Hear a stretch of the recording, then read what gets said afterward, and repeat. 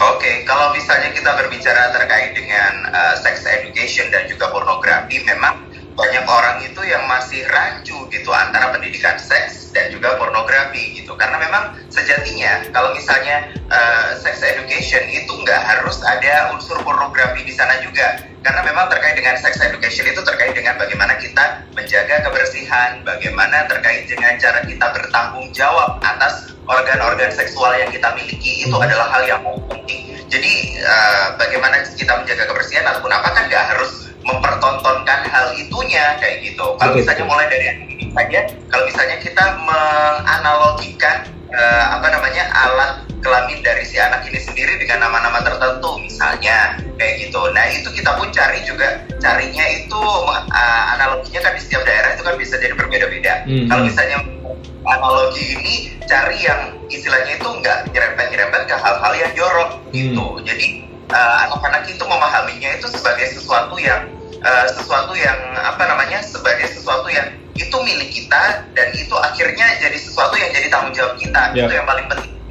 Gitu. Nah, Mas Ruli, kalau untuk pendapat soal menganalogikan alat kelamin dengan hal lain, sebenarnya saya pun di keluarga begitu dulu waktu diajarkan sama orang tua. Tapi ternyata setelah percakapan dengan berbagai ekspertis di dunia medis, sebenarnya ada pendapat yang melawan itu, karena lebih baik kita perkenalkan sebagai organ biologisnya. Nah, ini juga saya mau menanggapi si pertanyaan pertama karena ini menarik sekali ya. Jadi menurut saya pribadi, bahwa pendidikan seks atau sex education itu, apalagi yang di dunia digital, tentunya adalah hal-hal yang dicari atau diupayakannya itu sama orang dewasa seharusnya, yang di atas 16 tahun minimum ya kalau di Indonesia. Nah, yang saya pahami betul bahwa anak-anak, yaitu yang di bawah 16 atau bahkan 18 tahun, itu pembinaan sex education-nya ternyata yang terpenting itu dari orang tua.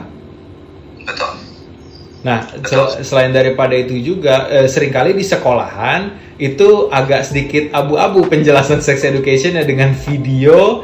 Terkadang ini zaman dulu ya teman-teman ya, by the way ya, belum ada teknologi secanggih sekarang, mungkin ilmunya juga belum seluas sekarang. Itu gak ngerti sama sekali saya, selain dari yang obrolan teman-teman cowok-cowok yang ya notabene-nya bandel-bandel lah cara berpikirnya gitu di masa-masa SMP, SMA. Jadi nggak ada sex education zaman itu yang benar-benar kena banget di saya. Kalau dari Mas Ruli sendiri, ada nggak sih approach ringan, ibaratnya untuk orang tua kepada anak-anak yang masih di bawah usia remaja gitu, untuk memulainya?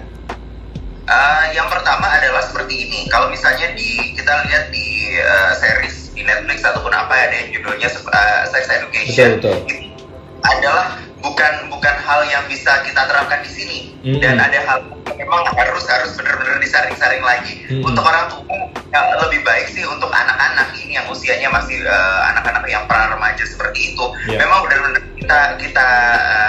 kita sampaikan terkait dengan hal-hal itu semuanya. Kayak misalnya hati-hati kalau misalnya nanti nih ada orang dewasa yang nggak kita kenal itu menyentuh beberapa bagian dari tubuh kita. Misalnya kalau misalnya perempuan ada di dada ataupun juga bagian depan ataupun juga di bagian belakang, itu memang benar-benar harus kita kasih tahu kepada mereka. Ada juga kalau misalnya hal-hal yang boleh dan tidak boleh untuk dipegang oleh orang lain selain keluarga terdekat misalnya seperti itu memang juga harus benar-benar diperhatikan dari hal-hal yang seperti itu kalau misalnya yang untuk anak-anak. Kalau misalnya yang udah ada, yaitu tadi terkait dengan menstruasi ataupun juga perkembangan yang ada di dari dirinya, terus juga suaranya sampai dengan ke alat kelaminnya, itu memang benar-benar harus diperhatikan. Dan juga bagaimana sih kita menjaga itu semuanya, itu yang paling penting. Kalau udah mulai menstruasi atau yang kalau laki-laki mimpi basah tuh sebenarnya orang tua udah dikasih gerbang untuk bisa mulai ngobrol pelan-pelan, cari selanya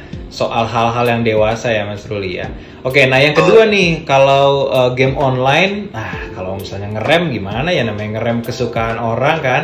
Dan saya rasa kalau tadi dijawab dengan ada pembinaan sex education di awal, bahwa ada hal-hal yang mungkin bisa memberikan efek tertentu saat kita main game, misalnya cowok ngeliat cewek seksi, atau yang cewek pemain game juga ngeliat cowok ganteng yang dadanya atau six packnya kelihatan, itu kayaknya bisa masuk pendekatannya. Tapi balik lagi, saya satu-satunya jawaban saya pikirkan cuma bisa dari orang tua doang, karena yang paling dekat di rumah. Betul, karena memang di dunia anak-anak itu hal yang asyik itu adalah bermain sih sebenarnya. kalau misalnya mereka tidak bisa mendapatkan satu hal yang asik di dunia nyata, mereka larinya ke dunia digital, salah satunya ke game online ini sendiri. Jadi satu hal yang bisa kita lakukan untuk menghindari hal-hal yang seperti ini, untuk lebih anak-anak jadi terjerumus lebih dalam ke dunia game online, ya kita ciptakan sesuatu yang asik di dunia nyata, biar mereka akhirnya nggak ke dunia maya gitu sih. Kalau misalnya ya mereka sudah terpengaruh ke hal-hal yang seperti itu, mungkin bisa jadi karena mereka copycat dari kakaknya, ataupun juga kita sendiri dari orang tua. Itu pun yang juga harus kita hati-hati untuk lebih semakin mengalihkan hal-hal itu semuanya agar tidak bisa diintip ataupun juga diakses sama anak-anak. Oke, faktor banyak sekali ya, tontonan keseharian anak tersebut kepada keluarganya, tontonan di televisi ataupun di dunia digital. Tapi yang pasti perlu diterapkan memang pembinaannya dari kecil. Saya ingat sekali bahwa anak kecil itu yang saya terima ini ya, pelajaran dari luar juga ya, bahwa mesti diingatkan, mesti dikasih tahu bahwa tidak bisa sembarangan bersentuh-sentuhan dengan temannya, terutama di bagian-bagian yang memang dari kecil diajarin untuk ditutupi, yaitu kemaluannya.